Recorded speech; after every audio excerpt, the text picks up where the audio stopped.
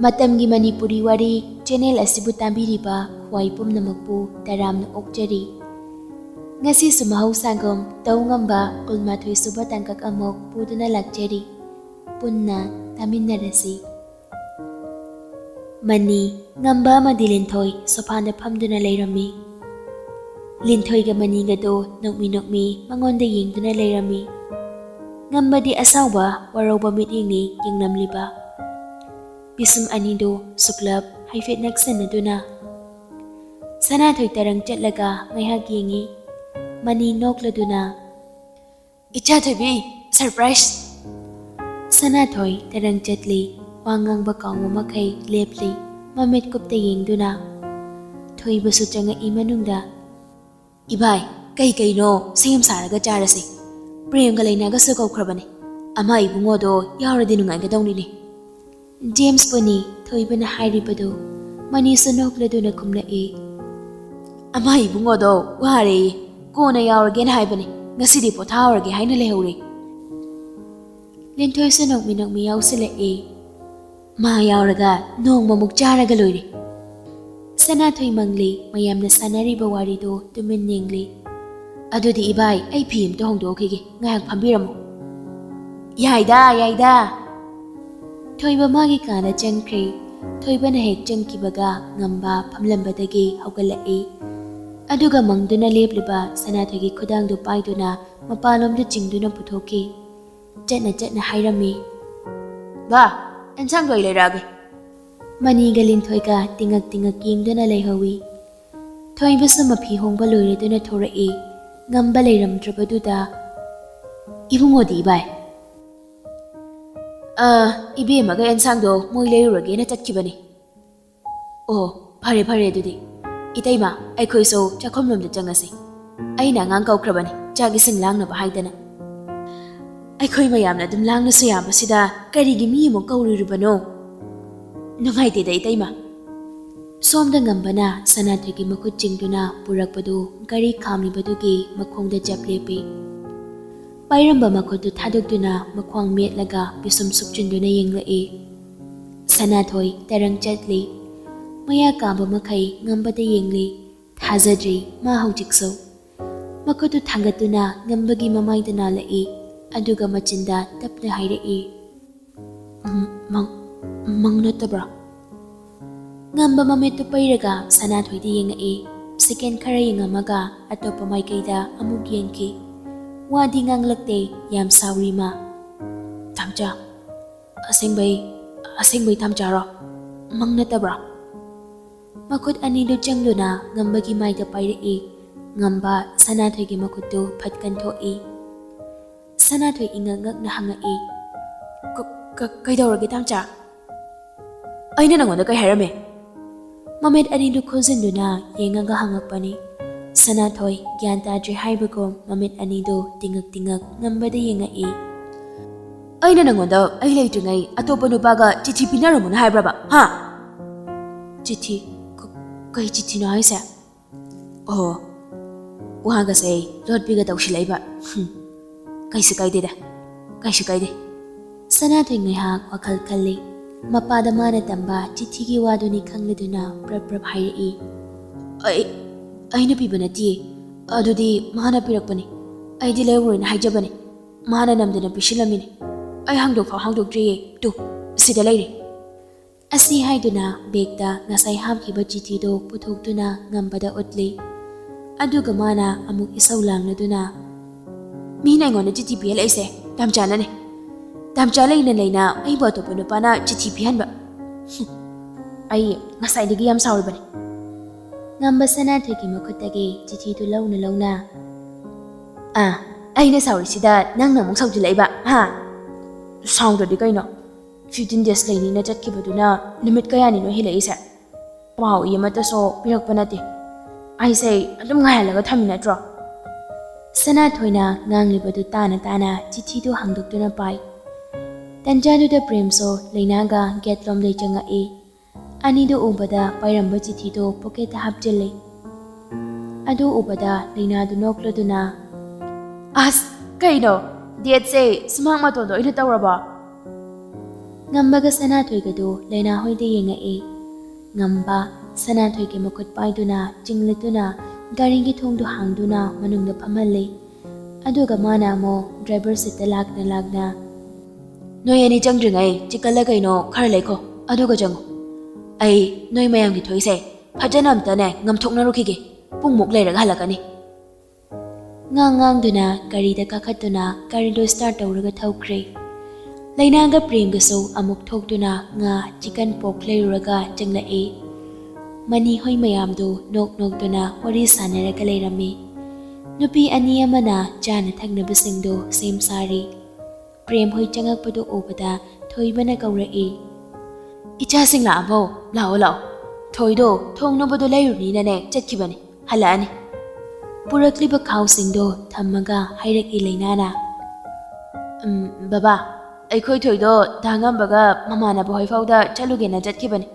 Ensang say Ekoina Dumpuraban Prem the Lainada Haifet Inga Aduga Chimbaldo Haifet Chicksanduna no Somda Itaimo Ilerisida Kona Chetnasiabadu Daba Pare Thong Naba Taurasi Mayam Jangduna Thong Naba Sinlang Duna Hotna Kre Icham Chamba Mani Matay Manauso Icham Chamba Maraktuda Makoina Hena Chauktokduna Nokke Duna Luina Kre Somda Anido Walangang Nadabi Anakpa Garden Amadala Garido Pagdaram Laga Jangagduna Mi Ahangba Mapa Amada Jangsanduna Pami Ngayak Tumin Lane Walangang Nade Sanathoi Sawarori Asta Kuibasi Mawama Pau Amata Tahalakte Haina Ngambaso Sauri Jiti Parubadagi Nupa Ama Nupi Malay Rabadi Nupa Nawari Hauba Haibasi Hauna Sani Waham Tangang Larodra Jiti Bibina Balerina Wahangasay Amdangang Draba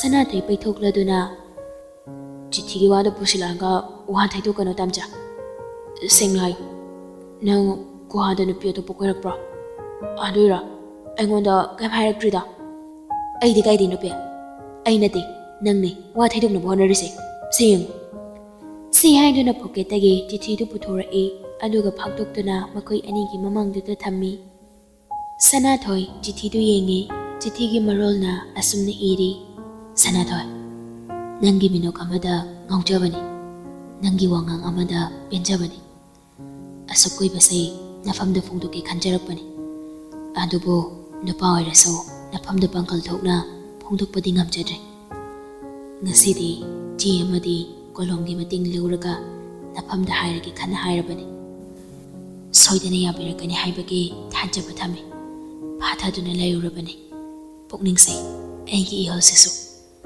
Adubo Nahanuma Nang Lainaga Tawaitana Nopa Minok to Urubadagi Ay Ihose Losinduna Tambangamdre Sanathoi Aina Nangbo Ahan Buba Mikuptagi Nang Munung Sirure Ay Ginung Sibase Except of you Ay Nang Butamoy Singanungsi Awanong ay Kutingda Pun Nasaruk Yaminase Asi Haiduna Number Amaso Iri Sida Goldoro Aduna Dragane Ayang Kolesta Reply Piu Ay Nang Bulak Pangairamgi Enthoi Jitido Paba Loimaga Majinda Murum Soli Kangni Masinu Pase Makokto Nung Thomgiba Aduga Karigino Napamana Jitibaga Asukam Hairisina Literature ga Laujalo Natraga Mingondani Agaga Ihalai Jalo Murum Solanga Nambarom the Yangbada Nambado Mangonda Paina Yingduna Lerami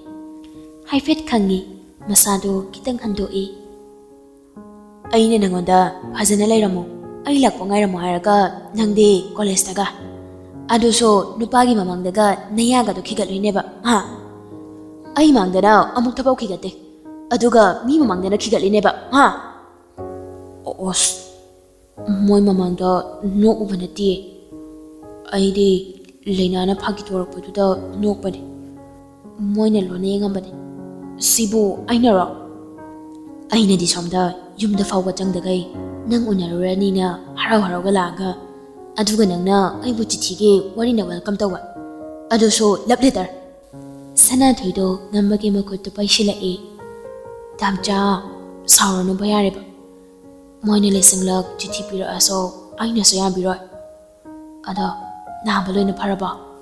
Sauba thimugase yam hairami. Sana, nang yam olame ko, ay yam bakali. Aibo kahit olami ba? Wahasu yam ngangami, ay khut ka pairi sayang. Ngayon kay ay napay kita guda dine, nang nadam sa tokpado. Haujik na, ay ka, ay hay sini. Sanathoido ngambagi makutto pairambado khangtha thadoi. Aduga pambomda makut ani changduna kolai. Makoktuna ngambagi lengjumduda nga tharaduna. Ngahan wainane ikaibagi. Haujikti ikai biraroi. Ngamba haujiktada nokmi tawrai makuttu thangatuna Sanathoigi lengjumda haifet kolai.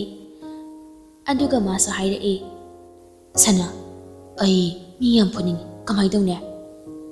Konano kari ngasai gi chithi gi nupado Ningthoi haibadura nupagi mingpan ganu ko Sanathoido nokfet tawraduna kaigino bado nangonda nungsiaibe Sanathoi makhol thokna nokthor'i loye tamcha angang macha dongna ngamba kolibado khara hena chena koladuna phudaba yadri aibo khamban maga phawandana khangni hayeng dine yenghai daba pota yengba nupada mamit ko thokeba Sanathoi ngambagi lengjumda nga tharambadu haugatli ngambadi makhuttu lokthokte Sanathoi ngambada yengduna ngayaklei nokmi ba maithongda tamcha how Sanathoi nokmi ngambada yengkhalai nangna samaina inagda phamagane Korpada pinam da khonggi khala ise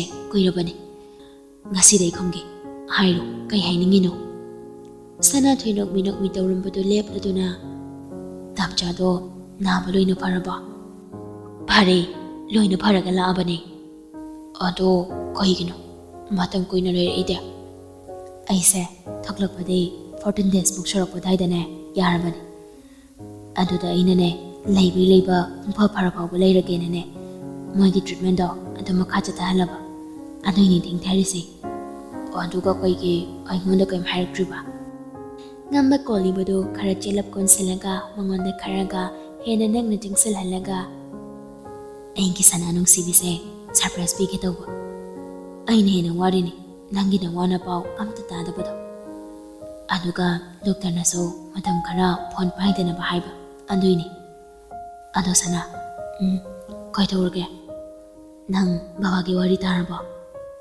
Sanathoi mangakto nomaga thari aidi thaninglo jabani adubu ai tadaba yadi khallaga tare da premna so li babana so ado tamcha dei babana libdei khambra baba dei su khara prem dei su khara haidoni ado tamcha na naba pharaga haini haido hairu haidoni khara chakhankige ngasi su hairu dro haisa ngamba kolibadu thadoklaga masa pulapdo Sanathoi romdo onsilai maiko ai kenu mangi hango noi baba se gamla da lei thabaga leibakta gamla yang tabida thabaga karambana hena pame Sanathoi second ama ani wakal khallaga papa di leibakta thabana hili gamla di pak nampu thadida adudi aigi leidu so leibakta thakrajalo kaiba aigi leichar amakhak noi father na pukhimni aina de gamla da thabiyo na haikibane hayeng mapung mari fara kanda logena ado madi lebakta thaba pambani na lebakta tharamadi kamai tawne amuk pirakta dana ne Sanathoi yang ni khomdor e ado oraga chapmana ba moina tharaga loire kaino ngamba sukladuna kaide mana banoda mana baga yade leidu makne aina logdusi ado kai leino papa na anu balai amata thabadi udina nangna khangaroi ani da ngai hakwari saraga yumlom da lai makhoi ani na lakpada chak isingi sinlangba ayambana loisinamde chak ising sem saba loiraga mayumda punna chak chai paring phammaga nupa kangpuna paring ama nupi kangpuna paring ama mai onsinaduna sumcharambadagi Sanathoido mapado khangkau kawrai papa ꯃꯌꯥꯝꯗꯣ ꯆꯞ ꯂꯦꯞꯇꯨꯅ ꯃꯉꯣꯟꯗ ꯂꯣꯏꯅ ꯌꯦꯡꯉꯛꯏ꯫ ꯊꯣꯏꯕꯁꯨ ꯃꯆꯥꯅ ꯀꯧꯔꯛꯄꯗꯨꯗ ꯀꯩꯗꯧꯔꯒꯦ? ꯄꯄꯥꯅ ꯇꯥꯝꯆꯥꯗꯒꯤ ꯂꯩ ꯆꯥꯔ ꯑꯃ ꯂꯧꯋꯦ ꯍꯥꯏꯁꯦ ꯀꯥꯏꯗ ꯊꯥꯏꯅꯣ?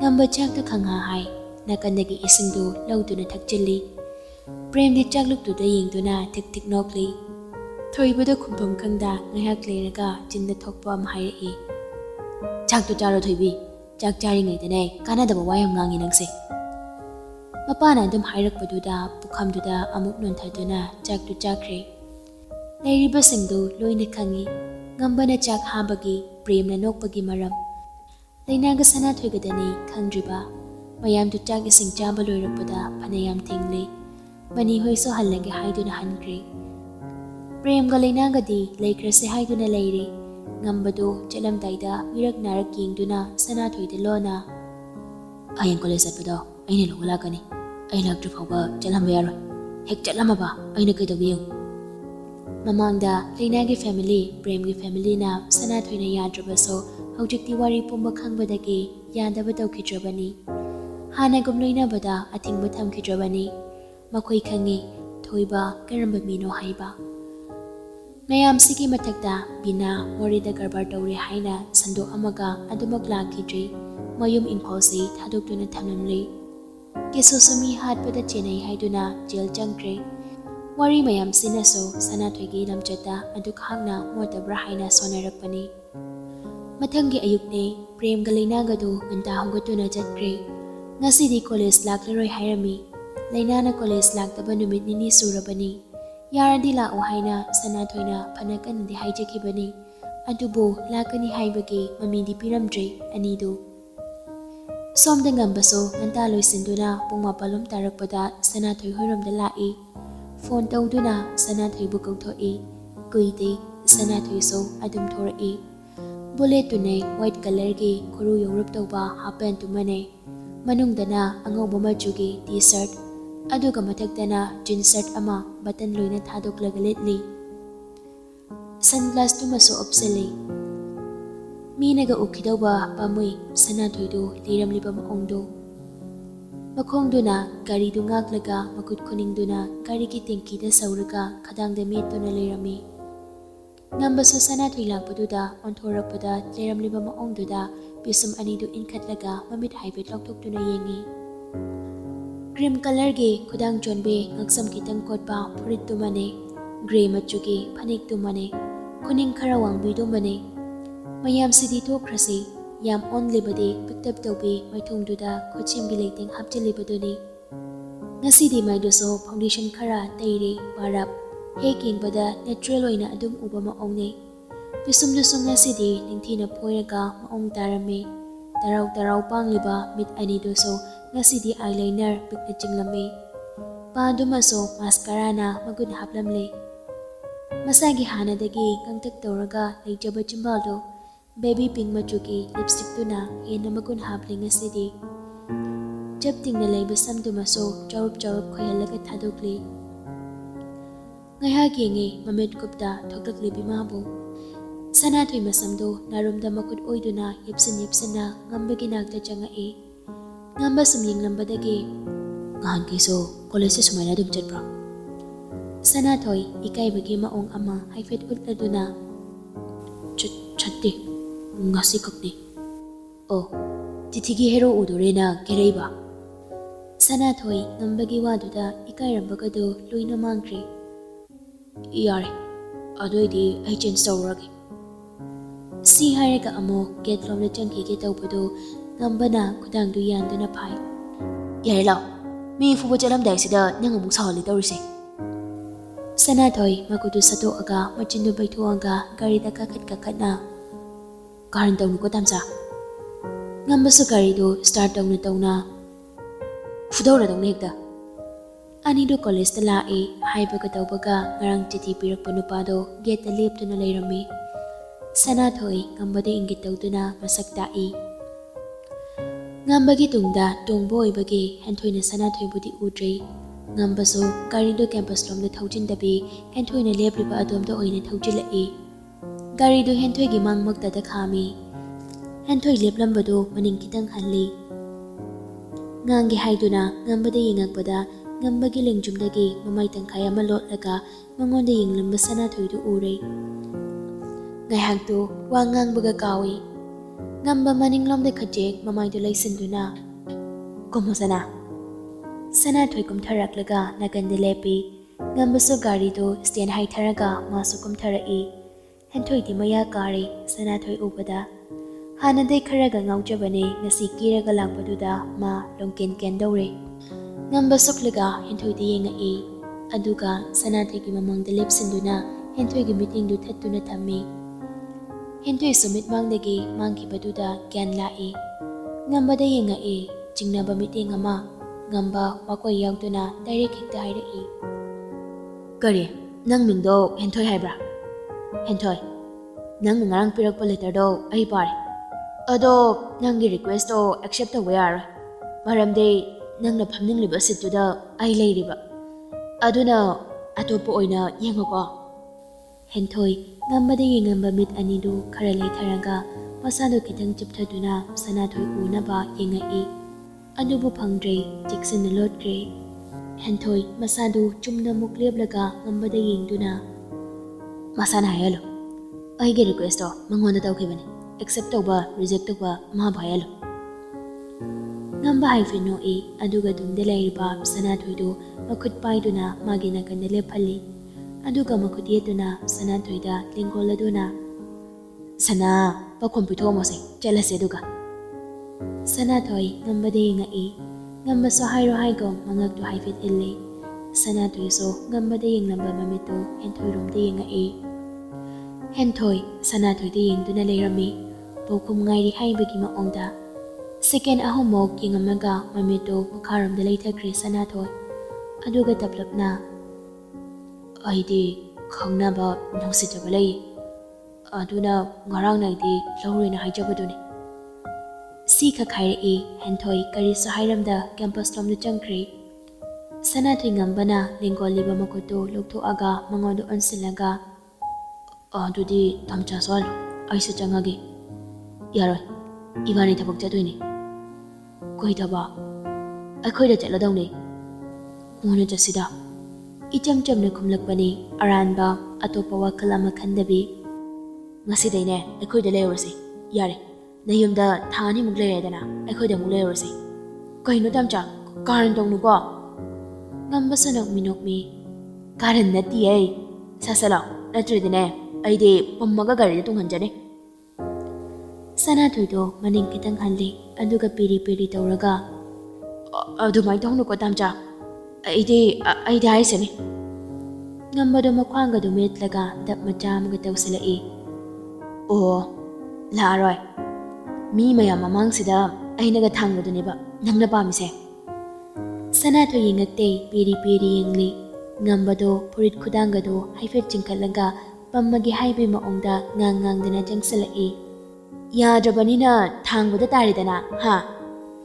Sanathoi ngambagi maongduda khangai hairai. Thangano ai ithanta dum tongjage. Adunidana asi haiduna ngambado garida kakhatli. Sanathoi so upai leita piri piri garido kakhatuna tongi. Ngambaso garido start tawraga nokmi tawduna garido thawkre.